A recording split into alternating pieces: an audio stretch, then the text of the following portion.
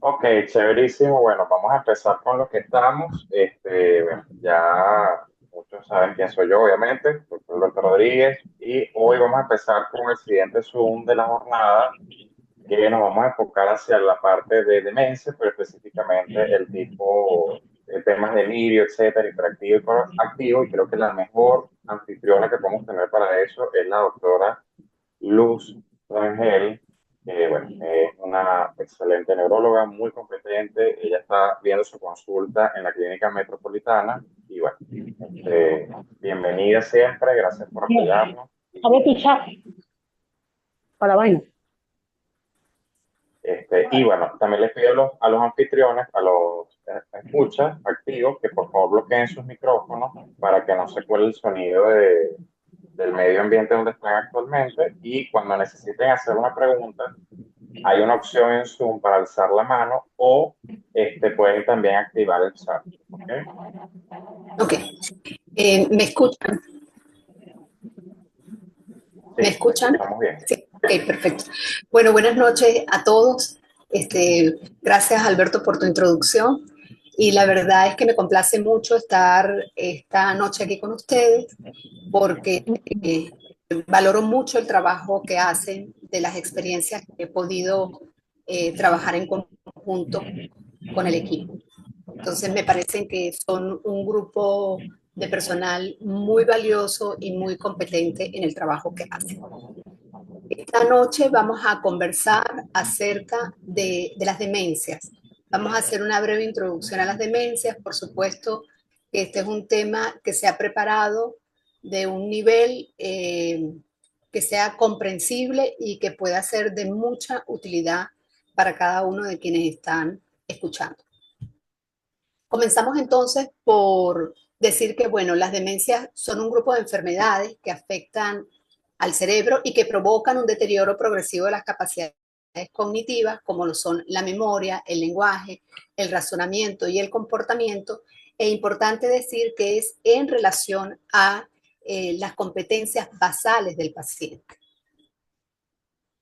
Para definir las demencias tenemos que decir que son un conjunto de síndromes, y más adelante entenderán por qué, que afecta al cerebro y provoca una disminución progresiva en las capacidades cognitivas, como ya dijimos, la memoria, el lenguaje, el razonamiento y la capacidad para realizar actividades de la vida cotidiana.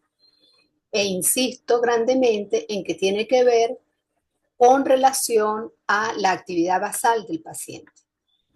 Y estas tienen como características generales que hay un deterioro gradual de las funciones mental, a diferencia de los que son los trastornos cognitivos agudos, como los delirios, donde la relación temporal es aguda y generalmente relacionada con el causal. En el caso de las demencias, como vemos, un deterioro gradual y, y afecta la vida diaria del individuo y, por supuesto, como ustedes han podido ver en cada uno de los hogares, de las familias de pacientes que han tratado, que trastoca significativamente toda la dinámica familiar. Además, porque esta es una enfermedad crónica, prolongada y con altos costes para el grupo familiar. Las demencias se pueden clasificar de acuerdo al grado de dificultades que va presentando el paciente en leves, moderadas y graves. En el caso de las leves, hay dificultades con las actividades instrumentales de la vida diaria. Y cuando digo actividades instrumentales, quiere decir aquellas tareas que hace habitualmente el paciente en el hogar, la gestión del dinero, las compras, los oficios, digamos como por ejemplo la jardinería, hacer las compras en el supermercado, comienzan a comprar de manera repetida o a olvidarlo y tienen que comenzar a usar, por ejemplo, las agendas o las listas para hacer las compras. En el caso de las demencias moderadas, hay dificultades con las actividades básicas cotidianas, porque ya entonces aquí comenzamos a ver cómo el paciente va a tener algunas dificultades, por ejemplo, para comer y vestirse. Es decir, comienza ya a requerir que haya cierta asistencia para algunas actividades. Y en el caso de las demencias de estado grave, ya el paciente es totalmente dependiente. ¿Cuáles son los tipos de demencia que conocemos? Por eso se piensa que la demencia es toda un solo grupo.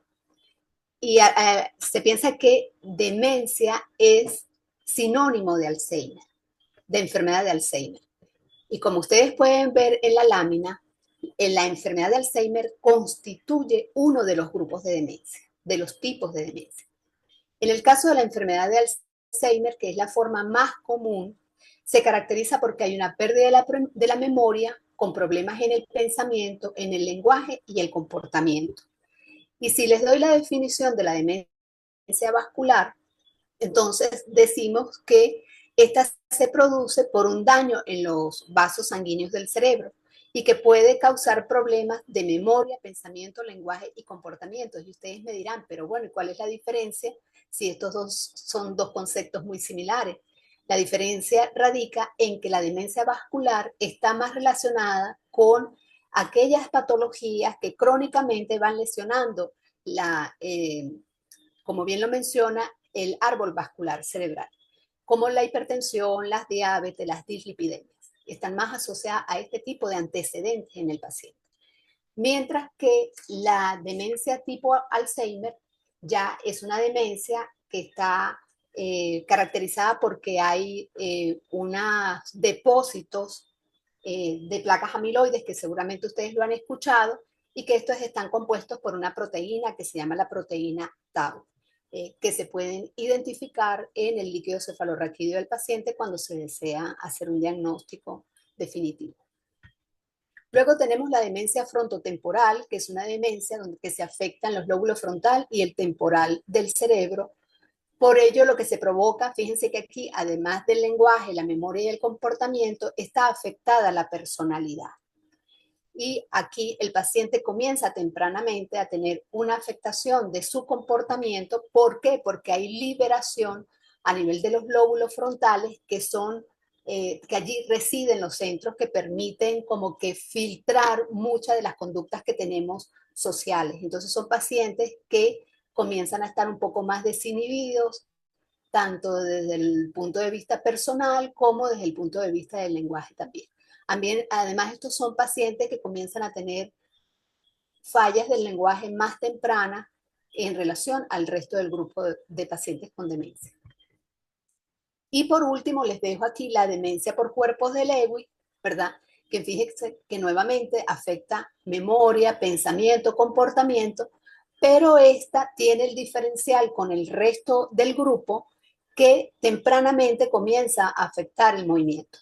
Y comienza a afectar el movimiento porque ella, entre los neurotransmisores que se ven afectados están los dopaminérgicos y los colinérgicos. Y como los neurotransmisores dopaminérgicos, al igual que en la enfermedad de Parkinson, cuando existe un déficit en la generación o una degeneración de las neuronas dopaminérgicas que están en la sustancia negra, pues comienzan a aparecer síntomas similares como la rigidez y el temblor. Por eso, muchas veces cuando el paciente acude tempranamente a la consulta de neurología con síntomas de parkinsonismo, que lo llamamos parkinsonismo, uno se plantea siempre evaluar cómo está desde el punto de vista de memoria este paciente. Porque algunos pacientes que pudieran inicialmente clasificarse o ubicarse como una enfermedad de Parkinson, en la medida que evoluciona el cuadro clínico, comienzan a verse los fallos de memoria. Además, la característica para diferenciarlo básicamente con la enfermedad de Parkinson es que en este caso, además de la triada de la rigidez, del temblor y de la bradicinesia, pues podemos tener tempranamente las fallas de memoria. Y son los pacientes que característicamente comienzan a tener caídas frecuentes cuando uno pregunta e indaga en la historia clínica. Ahora bien, si nos colocamos y vemos algunos de los síntomas diferenciales entre los tipos de demencia, vamos a tener que, en el caso de la enfermedad de Alzheimer, la pérdida de memoria es gradual, especialmente para los recuerdos recientes. Hay dificultad para encontrar palabras, puede haber confusión con la orientación espacial y problemas para realizar actividades de la vida cotidiana. Luego tenemos en el caso de la demencia vascular, los síntomas suelen ser un poco más abruptos y van a variar de acuerdo al área cerebral afectada y se pueden presentar problemas como el lenguaje, la atención, la planificación y la ejecución de movimientos. Es un poco complejo al inicio cuando el paciente llega a hacer una diferenciación entre la enfermedad de Alzheimer y la demencia vascular. Sin embargo, fíjense que si ustedes ven cuáles son los hitos que se ven comprometidos, siempre existen algunas diferencias, además de los relacionados con lo que ya le dije, los factores que pueden ser contribuyentes a desarrollarla. Luego, en el caso de las demencias con cuerpos de Lewy, los pacientes pueden experimentar fluctuaciones cognitivas. Estos son pacientes que tienen alucinaciones visuales a diferencia de los otros grupos y problemas con el movimiento como la rigidez y la lentitud de la que ya hablamos, y recuerden que son pacientes con un trastorno demencial y que además tienen caídas frecuentes y todos estos síntomas que en un principio pudieran confundir con una enfermedad de Parkinson. Y luego la demencia frontotemporal, que se caracteriza por cambios en la personalidad, el comportamiento y el lenguaje. Pueden presentar dificultades para controlar las emociones, la impulsividad y problemas para comprender el lenguaje. En cuanto a la enfermedad de Alzheimer y la demencia por cuerpos de Lewy, estas son la proteína tau que está presente en la enfermedad de Alzheimer y la alfa-sinucleína que está presente en la enfermedad por cuerpos de Lewy se pueden encontrar en análisis de estudios de líquido cefalorraquídeo. Ahora bien, si nosotros quisiéramos estadiar los pacientes, podríamos decir que en una etapa inicial la demencia tiene un inicio lento, poco evidente y a menudo pasan desapercibidos. La familia del enfermo suelen buscar justificaciones y se observan estas conductas. Tendencia a los olvidos de responsabilidades habituales del enfermo, pérdida de la noción del tiempo. Es ese paciente que llega a la consulta y el familiar o quien le acompaña ha notado que existen algunos fallos, pero cuando uno hace las preguntas, por ejemplo, como qué fecha es hoy, el paciente no lo sabe. Y entonces vienen las excusas como, es que yo no estoy pendiente, es que como ya no estoy trabajando, entonces nunca estoy pendiente de qué fecha es. Pero cuando uno va un poco más, es que definitivamente no puede recuperar la fecha. Y cuando se les ayuda durante la consulta, en algunas ocasiones la recupera. El lenguaje comienza a ser mucho más simple, comienzan a utilizar menos palabras y hay una disminución de las habilidades manuales que lograban antes hacer con mucha destreza. Es muy poco, quiero decirles que son muy pocos los pacientes que consultan en la etapa inicial, porque repito, en ese momento primero el paciente está consciente de que está comenzando a tener olvidos, pero ¿a quién le gusta exponerse al hecho de que tiene un trastorno de memoria? Sobre todo con todas las consecuencias que eso implica.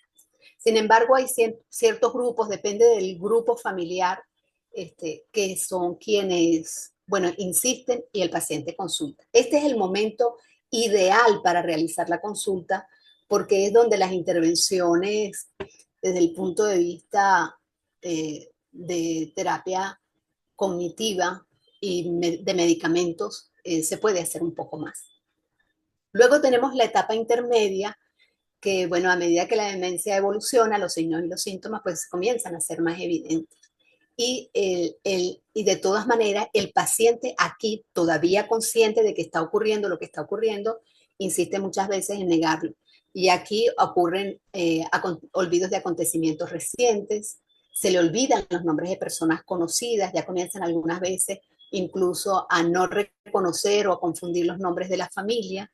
Hay extravíos en lugares conocidos, uno suele hacer la pregunta si ellos se pierden, porque son pacientes que algunas veces incluso todavía están conduciendo y algunas veces se pierden Entonces se auxilian de la persona que los acompaña como copiloto, y el copiloto, que generalmente es el familiar, comienza a decirle a uno que sí, que él conduce, pero que tiene que estarle diciendo dónde tiene que cruzar o orientarlo a lugares que antes eran habituales ir y que no había ningún problema. También puede tener dificultades para comunicarse y expresar lo que quieren, y hay una necesidad de ayuda con el aseo y el cuidado personal, como ya les dije. Y luego, cuando estamos en la etapa tardía, la dependencia y la inactividad son casi totales, las alteraciones de la memoria son graves, hay confusión en el tiempo, en el espacio, incluso algunas veces uno les pregunta sus nombres y ni siquiera lo pueden reconocer. Puede haber francas dificultades para reconocer tanto a familiares como amigos. Hay, por supuesto, mayor necesidad de ayuda para el cuidado personal y dificultades para caminar. Y yo estoy muy segura de que muchos de ustedes han transitado en el cuidado de pacientes, sobre todo en esta última etapa, porque son los pacientes que muchas veces pues requieren de la asistencia de un personal de enfermería, porque como ya lo hemos dicho anteriormente y como todos ustedes lo saben, esta es una enfermedad que trastoca grandemente el grupo familiar.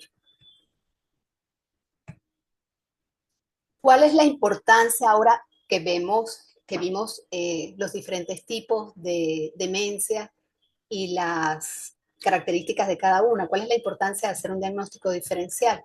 Uno es hacer un tratamiento adecuado. El diagnóstico preciso pues nos va a permitir hacer el diagnóstico adecuado de acuerdo al tipo de demencia frente al cual estemos.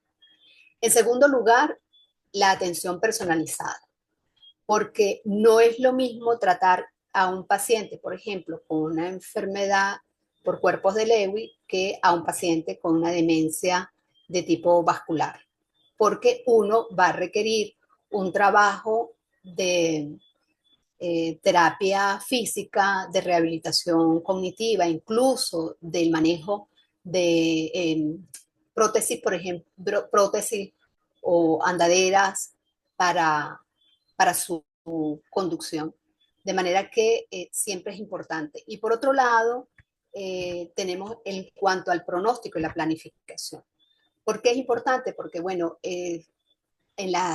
una vez que el diagnóstico está más claro, entonces es importante la reunión con la familia, aclarar el pronóstico del paciente para planificar van a ser las tareas, tanto desde el punto de vista farmacológico como de cuidados y de rehabilitación, sobre todo para no hacer falsas expectativas al grupo familiar, porque el paciente evidentemente que está pues a merced de lo que puedan hacer con él.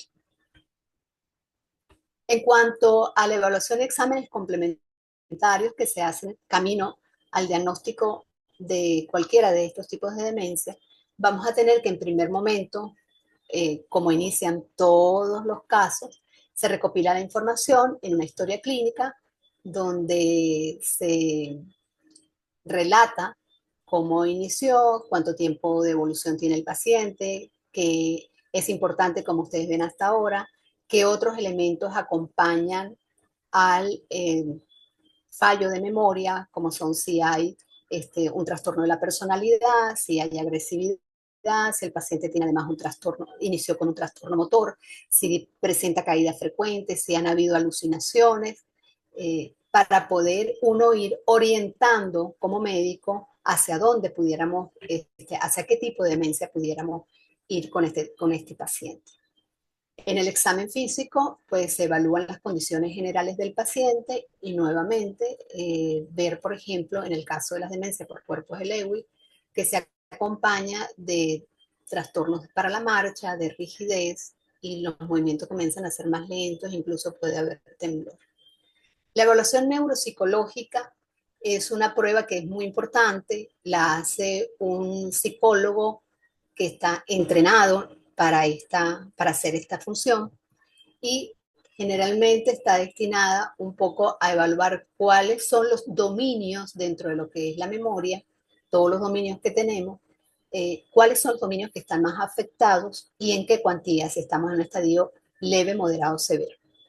generalmente, y además de que permite ver si está asociado otros problemas como la ansiedad o la depresión en estos pacientes y poder atender de manera organizada, de manera oportuna, cada una de estas comorbilidades que pudieran estar presentes. Y entre los exámenes complementarios, bueno, pues vamos a tener las imágenes como la resonancia magnética. Generalmente en estos casos, pues la resonancia, por ejemplo, en el caso de la enfermedad de Alzheimer, donde está muy comprometido lo que son los hipocampos, que son una estructura en el lóbulo temporal que está, donde está implicada la reserva de memoria. Generalmente se hace lo que se llama una resonancia magnética con una volumetría, que eso es medir el tamaño de los hipocampos y ver, y de esa manera se puede hacer también incluso seguimiento al paciente. No está disponible en todos los lugares, pero en nuestra red médica afortunadamente sí contamos con esto. Por otro lado, pues está también, hoy día se pueden hacer los estudios genéticos, incluso nosotros tenemos en la ciudad la posibilidad de tomar las muestras, esas muestras se toman por hisopado de saliva, eh, es un procedimiento muy sencillo y se hacen los estudios genéticos para Parkinson, demencia, que puede orientar también. Por otro lado, también están los estudios de líquido cefalorraquídeo, como ya les mencioné, si nosotros quisiéramos ser más específicos para buscar la presencia de alfa-sinucleína en el caso de la enfermedad de la demencia por cuerpos de Lewy y de la proteína tau en el caso de la enfermedad del Alzheimer. Son estudios costosos, la muestra se toma por laboratorios que están en la ciudad, pero que luego se envían fuera del país y bueno, hay que esperar un tiempo para su eh, resultado. En cuanto al tratamiento, como la mayoría de las patologías, hay un tratamiento que es farmacológico y uno no farmacológico. En este momento, los tratamientos farmacológicos de los que disponemos nosotros, básicamente ninguno curativo. En realidad no hay tratamientos curativos en este momento para para las demencias, por lo que esperamos que lo que se continúa haciendo en investigación pronto tenga mejores resultados.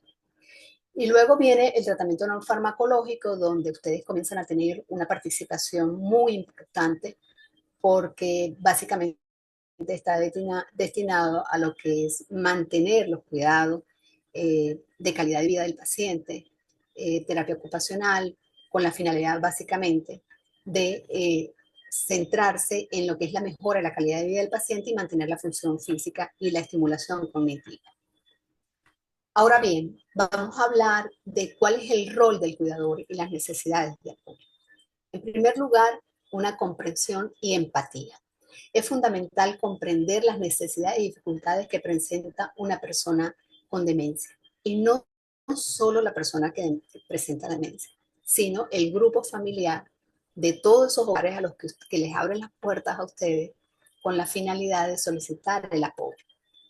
Por otro lado, el establecimiento de rutinas, y es una cosa en la que en Génica, yo sé que se insiste, que es en el planteamiento de establecer rutinas diarias para que el paciente se sienta en un entorno que está más seguro y que haya una ayuda para sentirse más cómodo, reduciendo la ansiedad y la confusión del paciente. Los pacientes, cuando están en estadios moderados a severos en esa transición y que están conscientes de lo que está ocurriendo, les genera mucha ansiedad tener que depender de los cuidados de otro para prácticamente todas las actividades. La comunicación debe ser adecuada, por supuesto que comprendemos aquí, ¿verdad?, que hay la necesidad de que el lenguaje sea claro y sencillo para que el paciente pueda comprender, mirarle a la cara y que él nos pueda ver en el momento que le estamos conversando, de manera que se pueda auxiliar de las expresiones que utilizamos, de nuestra oralidad, del movimiento de la boca, de las gesticulaciones, de las señalizaciones que podamos hacer, un poco como para apoyarle y utilizar en la mejor medida los recursos cognitivos que el paciente tiene. Y de otro lado, el apoyo profesional, que está por parte de médicos, enfermeras, terapeutas, y el grupo de apoyo para cuidar al paciente y al cuidador, que debe recibir orientación y recursos adecuados para el cuidado del paciente. Ahora bien, los cuidados de enfermería en un paciente con demencia. Tener en cuenta que se requiere que haya una atención individualizada porque no existen dos casos iguales y estoy segura de que ustedes lo han visto en los pacientes que han podido atender. Hay que adaptar los cuidados a las necesidades específicas de cada paciente, considerando su estado de salud, sus habilidades y las preferencias que tenga este paciente. Por otro lado está la estimulación cognitiva, ofrecer actividades que mantengan la función cognitiva como juegos de memoria, rompecabezas o ejercicios de lenguaje. La comunicación efectiva, utilizar nuevamente, insisto, lenguaje sencillo, hablar despacio y mantener el contacto visual para facilitar la comunicación con el paciente. Y crear un entorno seguro para que el paciente se prevenga caídas y otros accidentes. Yo sé, y en este momento estamos tratando a una paciente con quien hemos visto, producto de todos estos elementos que estamos mencionando ahora, cómo ha tenido una evolución que es más que evidente, que muestra que todo lo que estamos mencionando en este momento realmente funciona cuando se hace de la manera adecuada, cuando se es disciplinado y cuando fundamentalmente se es empático con lo que está ocurriendo y tratamos al paciente como si fuese nuestro. El rol del enfermero en el cuidado integral del paciente con demencia es de crucial importancia para favorecer que haya una calidad de vida en el paciente. Los enfermeros deben adaptar sus estrategias de cuidado para satisfacer las necesidades de cada paciente y de cada grupo familiar. Vamos a ir viendo algunas de las recomendaciones en función de varias de las actividades que tiene que realizar el paciente y que tienen que ver, por ejemplo, con la alimentación. Utilizar utensilios adaptados, mantener una posición cómoda, fomentar la independencia del paciente dentro de sus capacidades. Y cuando decimos dentro de sus capacidades, esto tiene que ver con, es un paciente que aún puede utilizar los cubiertos, es un paciente que incluso puede comer con la mano y se le debe permitir, porque eso le está facilitando tener cierto tipo de independencia y eso le permite al paciente tener menos ansiedad y sentir que aún él puede valerse para algunas cosas. Por ejemplo, a la hora, bueno, ya vamos a hablar, ya iba a irme a otro segmento, pero nos quedamos acá en la alimentación. Esto en el mejor de los casos, porque existen otros pacientes donde la vía oral, como ustedes podrán haber visto, está comprometido y entonces está el uso de gastrostomos. Por otra parte, es importante establecer horarios regulados. Insisto, y yo sé que en Génica se insiste en el tema de las rutinas, de establecer los horarios. En estos pacientes, al igual que como ocurre, por ejemplo, con los niños, cuando se intenta que obtengan algún aprendizaje, siempre se hace con rutina para que por repetición pues sea mejor adaptable. Y la otra cosa es adaptar la textura de los alimentos según las necesidades del paciente, que facilitando la masticación y la deglución. En cuanto a los cuidados en el baño, vamos a tener que es importante establecer una rutina para el baño, respetando los ritmos y preferencias del paciente.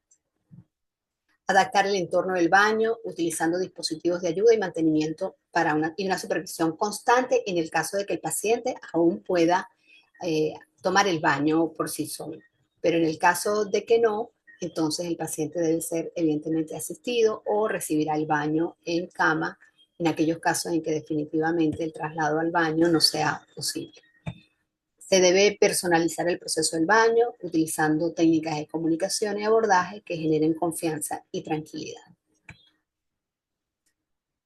En cuanto a la higiene de dientes y uñas, usar cepillos de dientes eléctricos preferiblemente y herramientas de uñas adaptadas para facilitar el cuidado.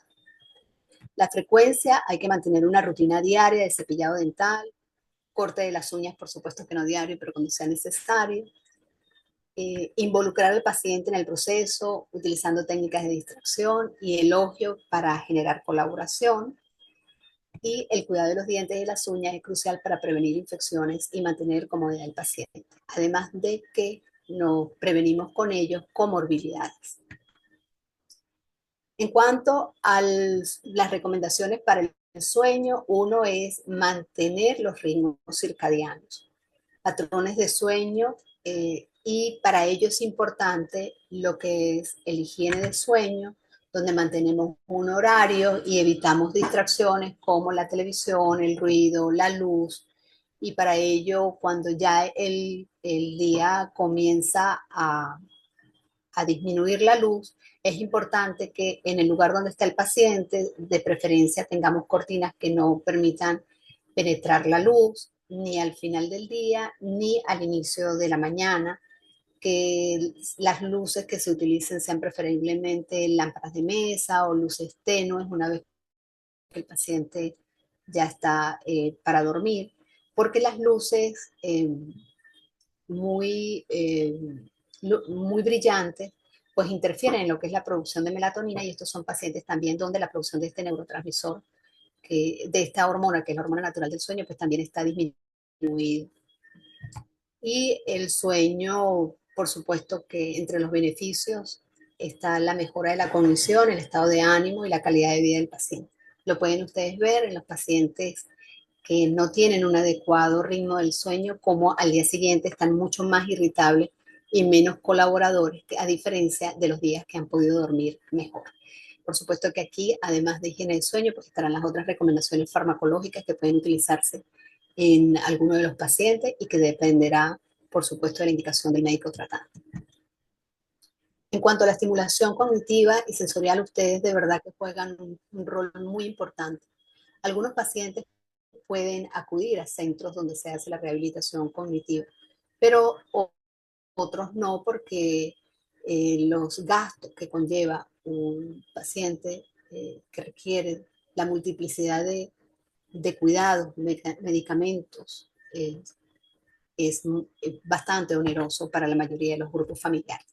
Y en ese sentido, ustedes, por ejemplo, pueden hacer actividades donde el paciente tenga que hacer uso de la atención, resolución de problemas, utilizar la música para estimular los recuerdos, reducir la ansiedad y mejorar el estado de ánimo. Pueden hacer actividades recreativas, por ejemplo, como ver fotografías, conversar acerca de las personas que están en la fotografía, mirar revistas, dibujar.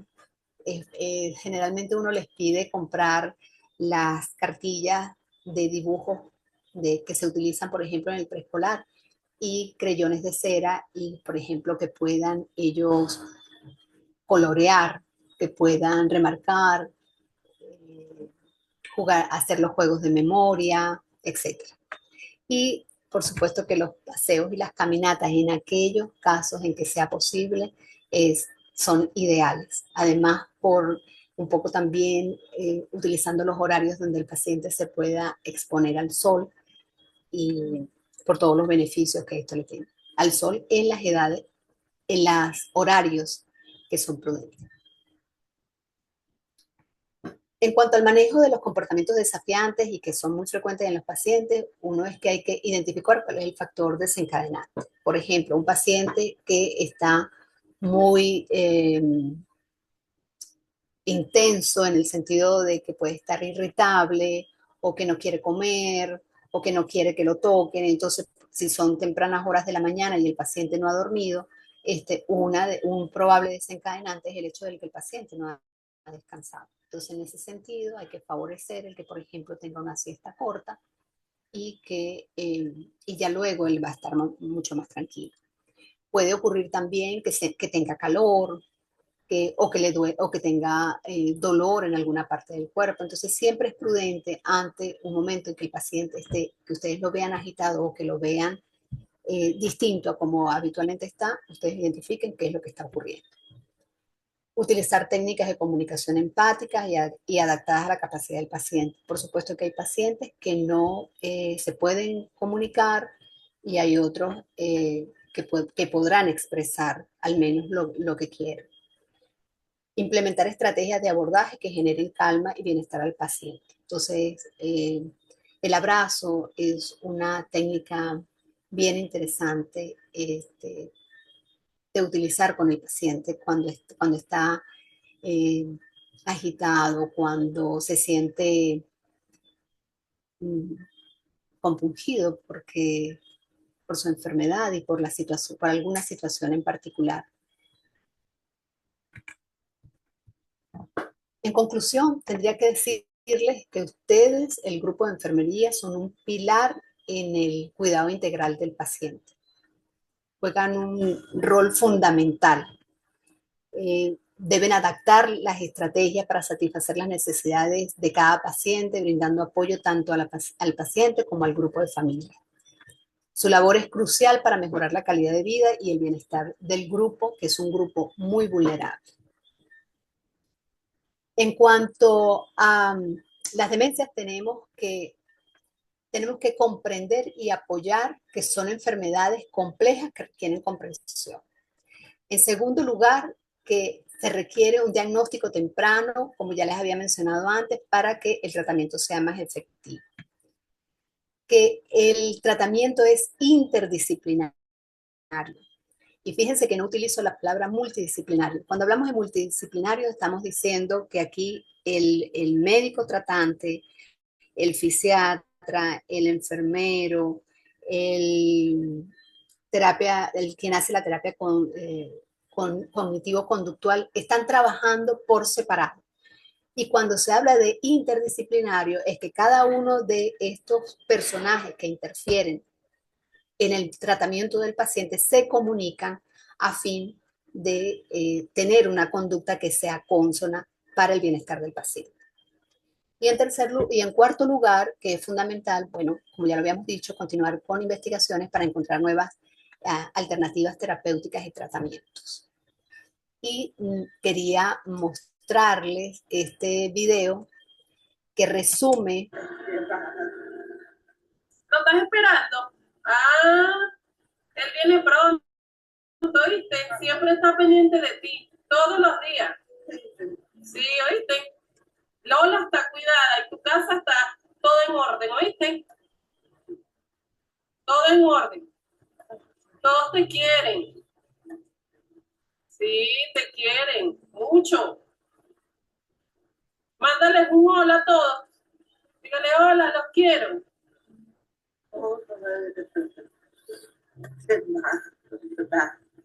Ok, está bien, señora Margaret. Bueno, observen ustedes esta paciente, este video de esta mañana me conmovió grandemente y en esta imagen de la señora Margaret se resume perfectamente todo lo que hemos conversado hasta el momento. Además, fíjense cómo la enfermera que estaba al cuidado de la señora Margaret en este momento le informa acerca de que en su casa está todo en orden, que su gatica está bien, que Christopher está pendiente de ella, que pregunta por ella, entonces que todos la quieren e incluso le dice ahora que les envíe un saludo. Muchos de estos pacientes que ustedes ven aquí, si Margaret no tuviera la oportunidad de tener la oclusión eh, para, para emitir, a ver, recuérdenme cómo se llama la... Taponador. Es un Ajá, taponador de para. o sea, si no tuviera la oportunidad de tener esto, cualquiera pensaría que Margaret sencillamente no puede conversar, no comprende, no se puede comunicar. Y fíjense, de allí, otra de las cosas que les quiero recomendar a ustedes como grupo de cuidadores, y es el hecho de que debemos estar muy pendientes de lo que hablamos frente al paciente. Se asume que el paciente no entiende lo que se está diciendo y el paciente está plenamente consciente de todo. Fíjense cómo ella, la expresión cuando le dicen su casa está bien, la gata está bien, ella es así como de sorpresa y de satisfacción. E igual su cara que está como triste en el momento en que le dicen que Christopher se comunica, que Christopher está pendiente de ella. Entonces, fíjense que en un video que dura tan poco hemos podido ver tantas cosas que están implícitas en el cuidado. Bueno, les agradezco este momento. Y bueno, como dice la Madre Teresa de Calcuta, como decía, el que no vive para servir no sirve para vivir. Luz, me encanta tu charla, muy chévere. Eh, Uno de los comentarios bueno, estuvo excelentísima, pero es que, claro, esto está dirigido al tema de enfermería, pero por ejemplo, ayer, si mal no recuerdo, me tocó, por ejemplo, ver una paciente. Alberto, déjame que me voy a ir al otro equipo para poderlos ver, ¿sí? Chévere, te esperamos.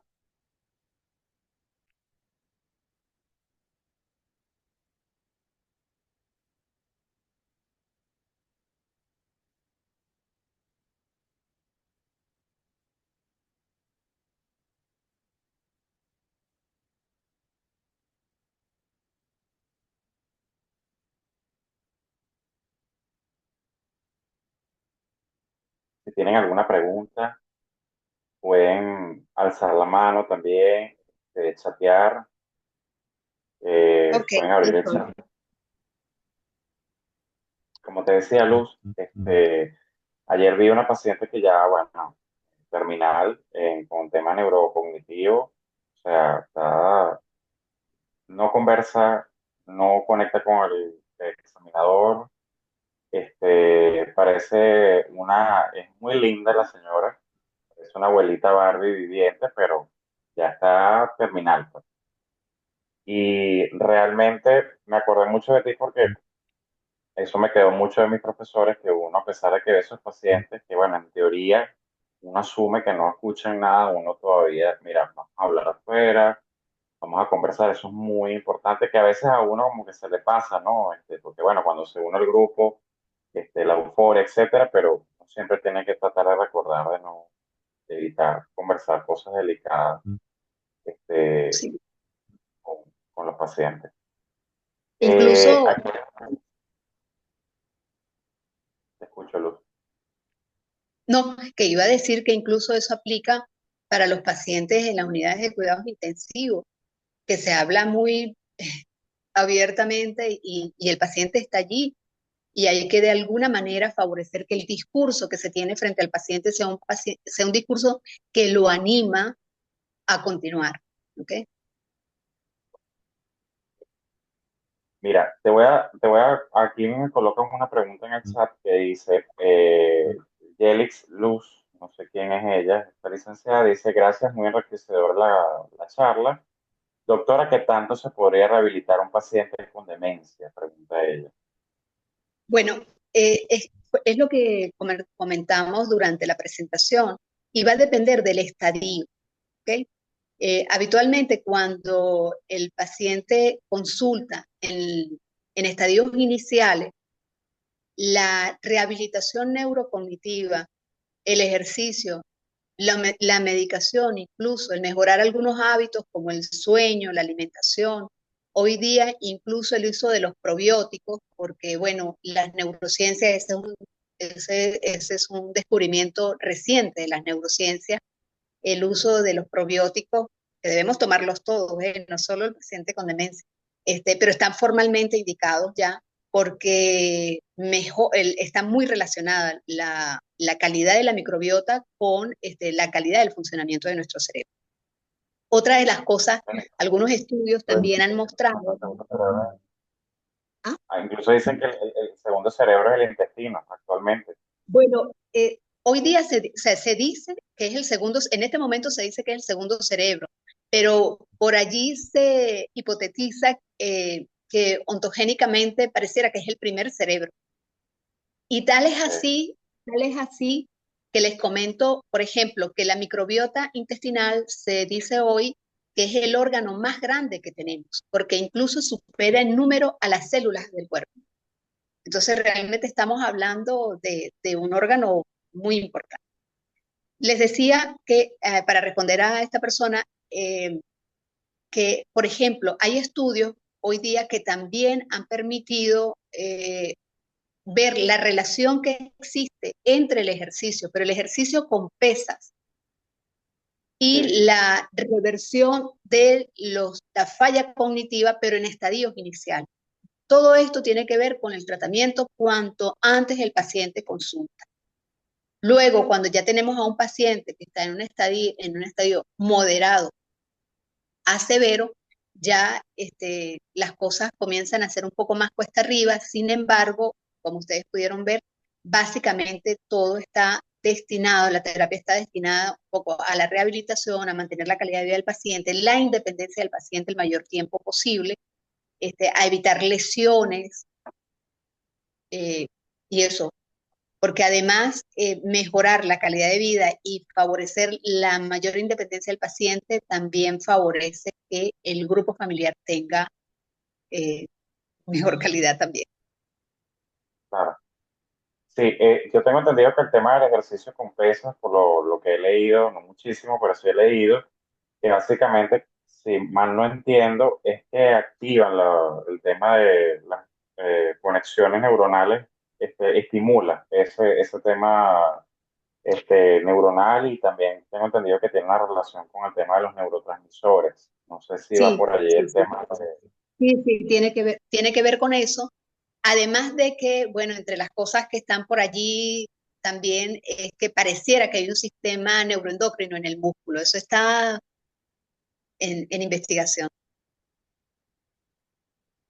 Ok. Eh, por aquí, Julix, están haciendo una pregunta en relación al magnesio, ¿verdad? Sí, la utilidad del magnesio.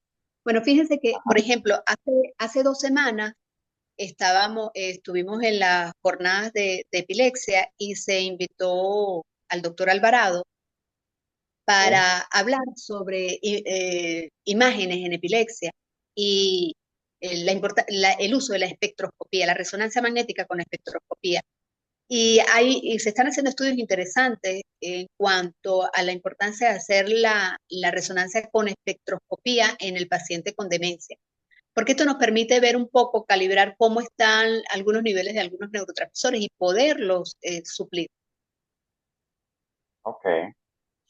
Mira, Luz, una pregunta que a mí me surgió, bueno, ahí contestamos lo del magnesio en la etapa inicial, y bueno, otros, vamos a llamarlo neurotransmisores que estén en déficit, como lo acabas de decir. A mí me llamó la atención el tema de por qué el uso de un cepillo de dientes eléctrico y no manual. Me llamó la atención. Entiendo lo de la higiene bucal, pero ¿por qué el eléctrico? Ahí me quedé, no hice como la sinapsis yo. Claro, No lo empujé. porque, por ejemplo, porque con el cepillo eléctrico, por ejemplo, eh, primero que es más pequeño, ¿verdad? Redondo, lo puedes llevar hasta las últimas piezas dentales, ¿verdad? Y tú no tienes que estar haciendo fuerza, sino que vas pasando el cepillo. Bueno, esa es una recomendación. Entiendo. Perfecto. Y la otra Pero es cosa que me llamó básicamente mucho por la eso. atención. Ok. Y la otra cosa que a mí también me llamó la atención fue cuando comentaste el tema de la terapia de abrazar al paciente. Es interesante. Obviamente creo que Sí, hay que como que hay que tener como el rapport ya se tuvo que haber dado para tú llegar al tema del abrazo, pero me pareció claro, muy claro. interesante, y yo creo que no solamente es aplicable para el paciente neurocognitivo, por así llamarlo, sino, bueno, el tema de Sí, la tercera edad es más. sí. La gente dice, fíjense, por ejemplo, que si tenemos el cortisol elevado, que si la oxitocina y todo lo que tiene que ver con el estado, el cortisol es la hormona del estrés, ¿verdad? Pero ¿cómo bajamos el cortisol? ¿O cómo elevamos la oxitocina? Entonces, que es la que nos da esa sensación de bienestar, ¿ok? A un paciente que está alterado, que está enojado, que puede estar enojado, porque si tiene alguna conciencia de lo que le está ocurriendo, por supuesto que pueden estar enojados, que le genera ansiedad, que ven que no, por ejemplo, imagínense hoy a Margaret, que podemos perfectamente esta mañana ver cómo Margaret está consciente de todo lo que está ocurriendo y que identifica a las personas de las que se le habló, porque sus facciones se conectan con la emoción que le provoca haber mencionado cada una de las personas y de las cosas. O sea, la cara de satisfacción con la casa está toda en orden. La cara de sorpresa y de satisfacción con que su gata está bien. Y su cara de nostalgia o tristeza por Christopher. Entonces, plenamente conectado. Ahora, cuando esa paciente, cuando Margaret, por ejemplo, una noche no duerme completo y al día siguiente ustedes reportan que ha estado ansiosa, que está irritable, ya Margaret ha hecho con ustedes un grupo, ustedes son su equipo de trabajo, ya, entonces, abrazarla. Y mencionaba la oxitocina porque también está identificado que el abrazo es uno de los gestos que puede favorecer la liberación de oxitocina, pero un abrazo que dure por encima de 6 segundos. No es así, hola, ¿qué tal? Y ya, no. Es un abrazo contenedor, ¿ok? Y ustedes cuentan hasta 6 y se quedan ahí. Y si pueden extenderlo bien, pero mínimo 6 segundos allí con el paciente abrazadito con el paciente, con la persona que necesite contener. Darle un chup de oxitocina. Mira, otra pregunta que me surge, a mí me ha tocado, y yo estoy seguro que no solamente a mí, yo creo que a cualquier miembro del equipo nos ha tocado detectar pacientes en etapas iniciales de cualquier trastorno neurocognitivo o que está en el preámbulo, pues, de la enfermedad neurocognitiva. Y cuando, en mi caso, tú le comienzas a hablar a los familiares, empieza, bueno, ya tú sabes, la negación, incluso, bueno, como yo digo, tú eres uno de mis caballitas de batalla, yo ya me ha pasado con un par de pacientes, mira, tengo una buena neuróloga, porque no lo llevan, etcétera, o la llevan, pero, ¿qué consejo nos darías como equipo para, bueno, de alguna manera tratar de tumbar esa barrera inicial de, bueno, si no lo veo, no existe, del tema de la enfermedad neurocognitiva y que, como muy bien lo has dicho, mientras más rápido o lo ataquemos en la fase inicial, pues más chances hay de, por lo menos, de mejorar la calidad de vida de estos pacientes, ¿no? Fíjate, ocurre con las enfermedades neurológicas, que habitualmente son enfermedades neurodegenerativas y enfermedades crónicas, y como el cerebro es nuestro órgano de relación, pues son enfermedades que nos comprometen nuestra vida de independencia, nuestras relaciones interpersonales y en la buena parte de los casos, nuestro desempeño profesional y laboral. Entonces, ¿qué ocurre? Ese es el motivo por el que, como están tan estigmatizadas estas enfermedades, leas, epilepsia, esclerosis múltiple, demencia, Parkinson, el paciente lo oculta el mayor tiempo posible. Les decía que depende del grupo familiar. Cuando hay un grupo familiar que está atento, que se ocupa, no que se preocupa, sino que se ocupa del paciente, entonces consultan tempranamente. Pero de lo contrario no. Y va a depender un poco del grado de instrucción, depende del grado de instrucción del paciente también. Porque, por ejemplo, no es lo mismo que a un ejecutivo, que un ejecutivo comience a desarrollar una demencia porque comienza a notar en su actividad diaria. O las personas que trabajan con él comienzan a notar que, por ejemplo, ya en las reuniones no funciona como es, que requiere que le estén recordando la agenda con mayor frecuencia, que olvida los objetos en la oficina o que los informes comienzan a estar redactados de una manera que no es usual. Entonces, tempranamente se comienza a notar. A diferencia de, por ejemplo, que comienza a tener un trastorno demencial, un señor que trabaja, se me ocurre ahorita, lustrando zapatos, porque él no requiere hacer este uso de habilidades cognitivas mayores en cuanto a redacción, a lenguaje, es muy básico.